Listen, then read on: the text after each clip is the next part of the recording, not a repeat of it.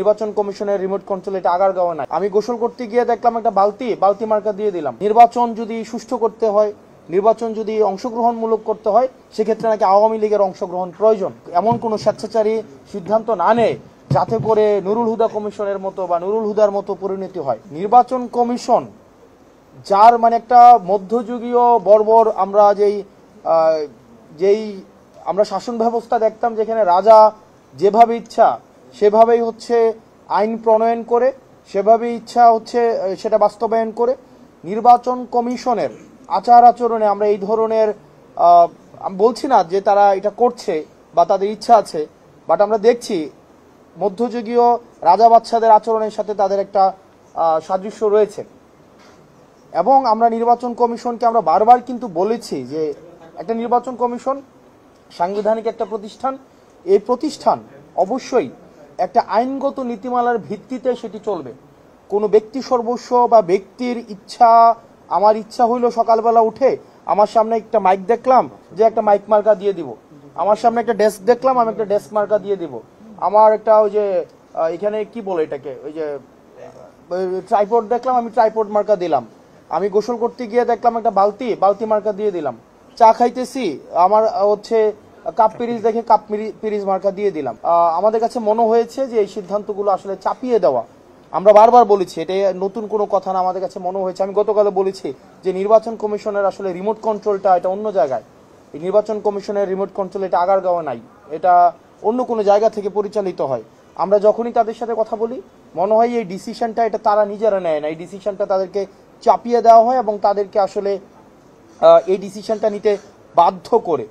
তো আমরা তাদেরকে বারবার আমরা জিজ্ঞেস করেছি, তাদের এই আচরণে আমাদের কাছে মনে হয় না যে তারা একটা সুষ্ঠু নিরপেক্ষ একটা নির্বাচন তারা পরিচালনা করতে পারবেন। এবং আমরা অবাক হয়েছি এই জুলাই পরবর্তী সময়ে নির্বাচন কমিশনের একজন সদস্য, উনি জাজ ছিলেন রহমানের মাসুদ, উনি বলছেন যে নির্বাচন যদি সুষ্ঠু করতে হয়, নির্বাচন যদি অংশগ্রহণমূলক করতে হয়, সেক্ষেত্রে নাকি আওয়ামী লীগের অংশগ্রহণ প্রয়োজন। মানে আপনি দেখেন এই পর্যায়ে উনি এই ধরনের কথা বলছেন, যে আমি নাম ধরেই বলছি যে উনি বলেন আওয়ামী লীগের নাকি অংশগ্রহণ প্রয়োজন। তো সেক্ষেত্রে দেখেন আমরা আগের সময়ে এই ধরনের কমিশনে বসে রাজনৈতিক বক্তব্য বা এই ধরনের বক্তব্য অংশগ্রহণমূলক, জনগণ একটা নির্বাচনে অংশগ্রহণ করছে কিনা সেটির উপরে আসলে নির্ভর করবে নির্বাচন কি অংশগ্রহণমূলক হচ্ছে কি হচ্ছে না।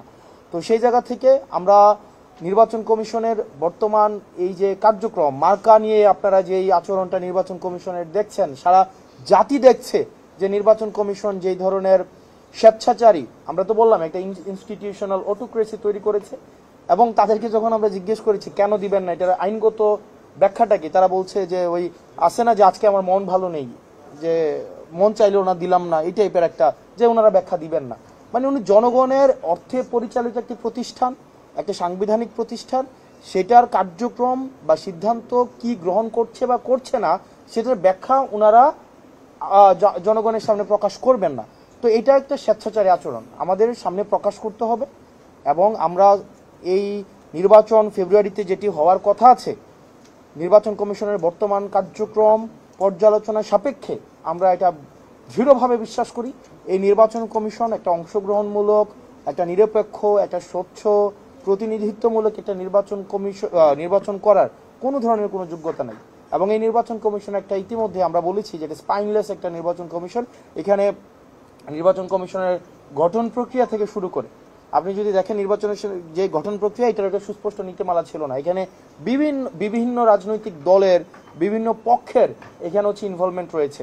সেজন্য এই নির্বাচন কমিশন একটা নির্বাচন কমিশন হিসেবে ফাংশন করছে না, বরং যারা নিয়োগ দিয়েছে, যে রাজনৈতিক দল বা যেই প্রতিষ্ঠান নিয়োগ দিয়েছে, তাদের পারপাসটা এই নির্বাচন কমিশনের ব্যানারে তারা সার্ভ করছে।